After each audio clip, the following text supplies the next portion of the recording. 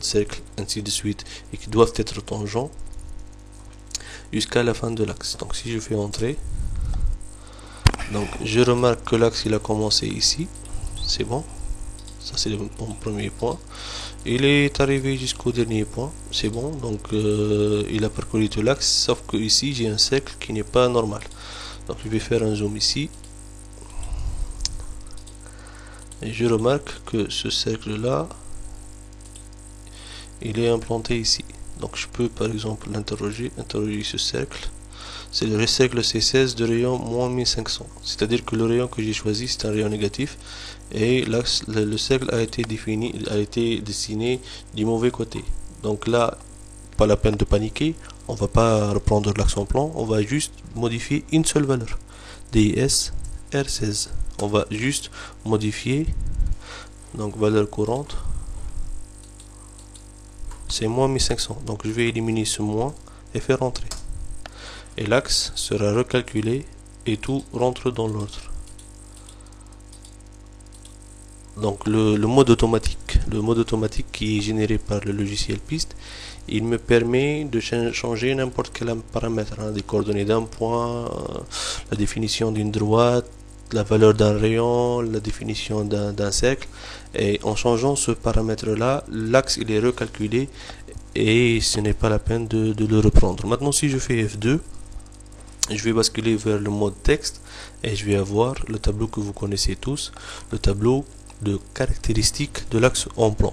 Donc sur ce tableau là on va lire les éléments D1, C1, D2, C2, ainsi de suite. Donc ce sont les éléments que j'ai définis. La caractéristique, bien sûr, pour les droites on va avoir le gisement. Le gisement c'est l'angle que fait la droite avec la verticale, et C1 c'est le cercle.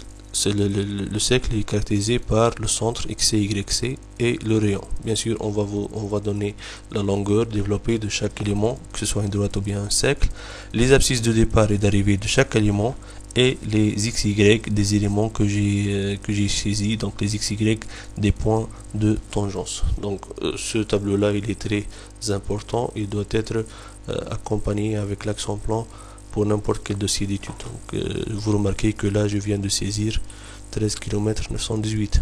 Non, c'est pas logique. Donc je vais recalculer l'axe. Ce 13 918 il tient en compte le grand cercle qu'on a corrigé, parce que j'ai dit que la longueur de l'axe est 11 km, donc c'est pas logique de voir 13 km 918. Donc je vais faire axe A1, ensuite je vais cliquer sur recalculer l'axe, ok. Voilà, donc c'est du 4 km 493, ça c'est logique. Donc je viens de recalculer l'axe et j'ai les vraies valeurs que je peux exporter ensuite pour les imprimer ou bien pour les éditer sur mes plans. Donc ça c'est pour la définition de l'axe. Et ici on fait un petit récapitulatif des commandes qu'on a utilisées. Donc on a utilisé la commande PUI pour la définition d'un point, donc PUI nom du point XY. Ensuite on a utilisé la commande draw, ensuite le nom de la droite et le point de départ et le point d'arrivée. Ensuite nous avons utilisé la commande DIS pour définir que ce soit le rayon d'un cercle ou bien la longueur d'une clotoïde ou bien même un paramètre d'une clotoïde. Donc tout ce qui est distance on l'introduit avec la commande DIS. Pour les cercles on a utilisé la commande CER comme cercle. Donc le nom du cercle, le nom de la première droite, le nom de la deuxième droite et le rayon. Ensuite pour définir l'axe nous avons utilisé la commande axe. Nous avons donné le nom de l'axe A1, le point de départ P1 et on a fait auto, ou bien on peut cliquer par exemple sur ce bouton là, fin automatique, il va écrire auto, et donc c'est la commande pour définir l'axe. Alors vous me demandez combien je peux définir d'axes. Vous pouvez définir beaucoup d'axes sur un même fichier DAP, parce que parfois par exemple on aura dessiné des passages supérieurs ou bien des routes secondaires, on va les étudier et qui je fauche avec ma droite principale. Donc au niveau du module DAP vous avez la main de saisir un grand nombre d'axes en plan sur ce module. Alors je vais donc vous rappeler qu'est-ce qu'on va faire après, parce qu'on a dit que le logiciel piste il contient beaucoup de modules, et si vous vous rappelez lors de la première vidéo on a dit que la création du fichier piste elle est généralement assurée par la commande tab, et pour cela on doit faire un zoning de l'axe en plan. Donc ça, ce sont deux commandes qui sont très intéressantes et que l'on doit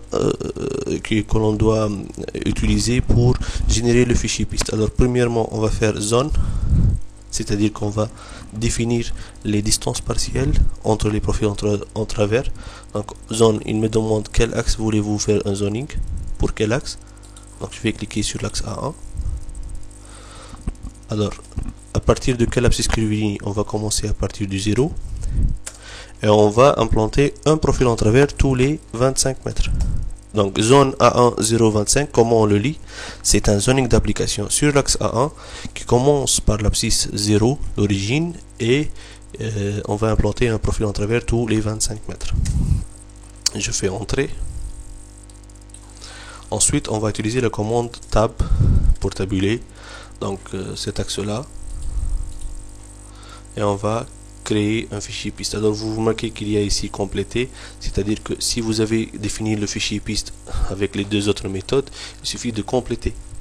Par contre, dans notre cas, on n'a pas encore créé un fichier piste, donc on va faire création, exécuter. Donc il nous demande quel est le nom du fichier piste que vous voulez créer. On va l'appeler par exemple LMGC, enregistrer. Alors le fichier n'existe pas, voulez-vous le créer? Bien sûr, ok. Il va me demander le titre de l'étude, je vais mettre lmgc.pis. Le numéro du premier profil, vous pouvez le changer, hein. Vous pouvez commencer par 100, 200, ça dépend de votre projet. Bon, dans mon cas, je vais prendre un. Et là, il me pose une question très importante, il ne faut pas mettre oui ou non sans la lire. Voulez-vous un profil à chaque point de tangence? Qu'est-ce que ça veut dire? C'est-à-dire que, mis à part les profils en travers que vous avez définis tous les 25 mètres sur votre axe en plan, est-ce que vous voulez que le logiciel vous implante un profil en travers on va dire supplémentaire sur votre axe en plan qui suit les points de tangence, c'est-à-dire les points d'intersection entre droite et cercle.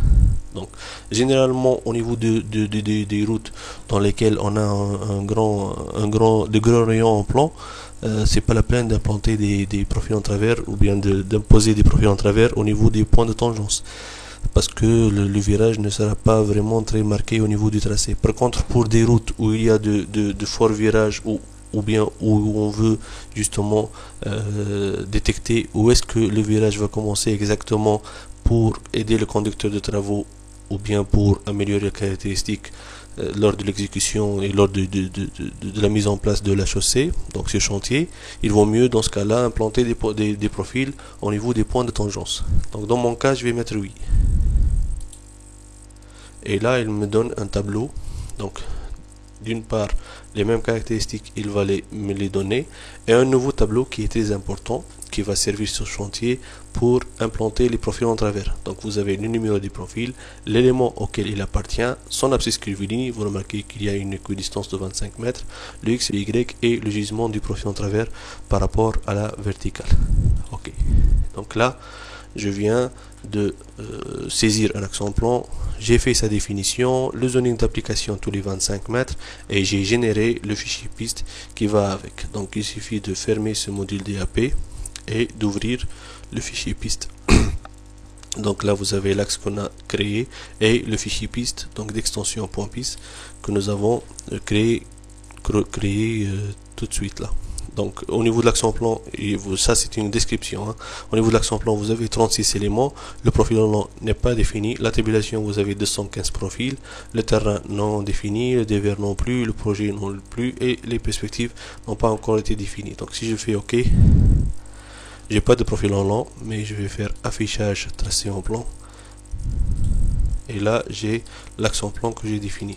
Je peux faire calque, profil et regarder les profils en travers que j'ai créés.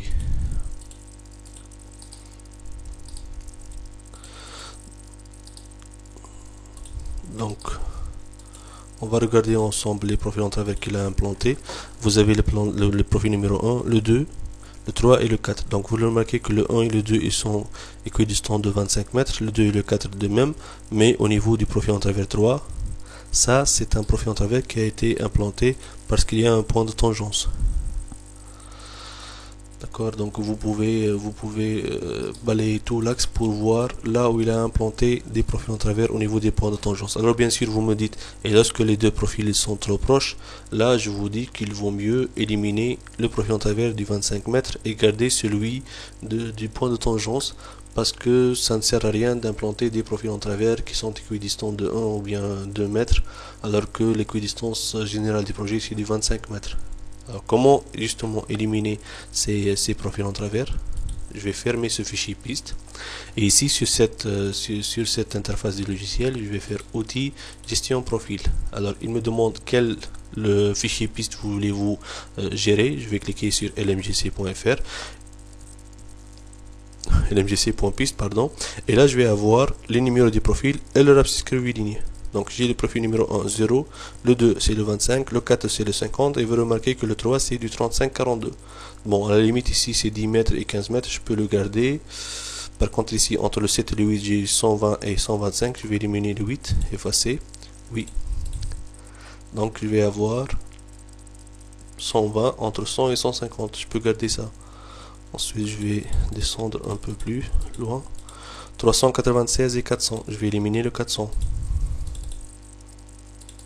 À chaque fois, ça c'est un défaut, hein.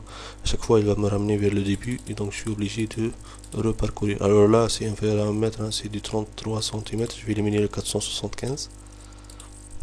Heureusement, lorsque je vais descendre, il va mettre une couleur gris sur le dernier profil que j'ai traité. Donc 575, 593, je vais éliminer le 600.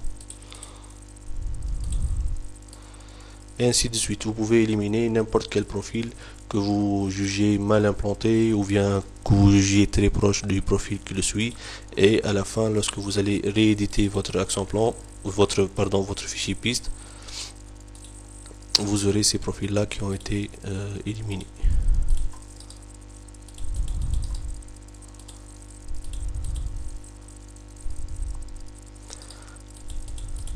Voilà. Donc vous remarquez que le profil numéro 8 qui était très proche du profil en travers 7 a été éliminé, et donc la numérotation a été refaite et je retrouve le 8 ici et le 9 a été décalé d'un profil. Voilà, donc il n'y a pas de méthode à suivre pour définir un action plan et les profils en travers exactement. Ça dépend de votre projet, ça dépend de votre jugement, ça dépend de la précision que vous voulez, ça dépend de l'action plan que vous avez saisi sur AutoCAD, s'il est bien, s'il n'est pas bien fait. Ça dépend de la saisie que vous avez faite. Il faut éviter les erreurs, éviter les rebroussements de chemin. Il ne faut pas avoir des droites qui se vont dans le sens inverse ou bien même des cercles. Et donc vous avez vu comment on va générer le fichier piste. Une seule chose, il faut toujours avoir en tête que la commande tabuler c'est l'une des commandes les plus importantes, parce que c'est à partir de cette commande là que vous allez pouvoir passer de l'action plan vers le fichier piste. Sinon votre projet ne sera jamais terminé si vous ne connaissez pas cette méthode. Alors bien sûr, pour l'interaction entre piste et AutoCAD, vous pouvez exporter cette action plan, non pas du module DAP mais plutôt du module PIS, d'accord. Donc si vous voulez l'exporter, donc fichier exporter en DXF, donc là je peux cocher les profils et l'action plan. Par contre, d'autres éléments qui concernent le projet ne peuvent pas être cochés parce qu'ils n'ont pas encore été définis. Je vais faire OK. Il va me dire qu'est-ce que vous voulez l'appeler, donc je vais mettre lmgc.dxf, OK. Et sur AutoCAD, je peux ouvrir ce fichier DXF. Le voilà. Donc sur AutoCAD, vous pouvez avoir votre action plan, et donc vous pouvez le mettre sur votre tracé. Donc je vais sélectionner tout, édition, copier avec un point de base à partir du 00, et je vais le mettre ici sur le 00. Ah, il y a un problème.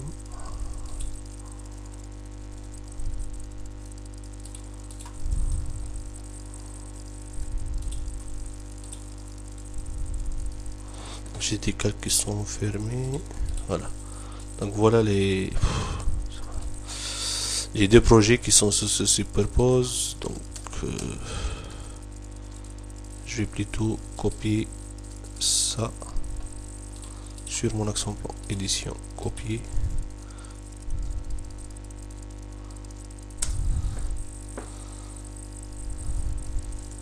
Je vais les coller ici. Voilà. Donc vous avez 1, 2, 3, 4. Vous avez votre accent plan avec la numérotation qui va avec. Vous m'excusez, hein, je viens de placer l'accent plan dans mon fond topographique alors que j'avais un accent plan qui a été défini auparavant. Donc j'avais deux projets qui se superposent, mais là j'ai ramené le fond topo sur mon accent plan et ça fait l'affaire. Donc vous avez l'accent plan que vous avez dessiné sur AutoCAD qui a été exporté par le logiciel piste. Je peux aller vers le virage pour voir la clotoïde. Voilà, la clotoïde elle est dessinée par le logiciel piste comme étant une polyligne. Donc ça c'est le rayon 120. Et tout de suite après, nous avons la clotoïde.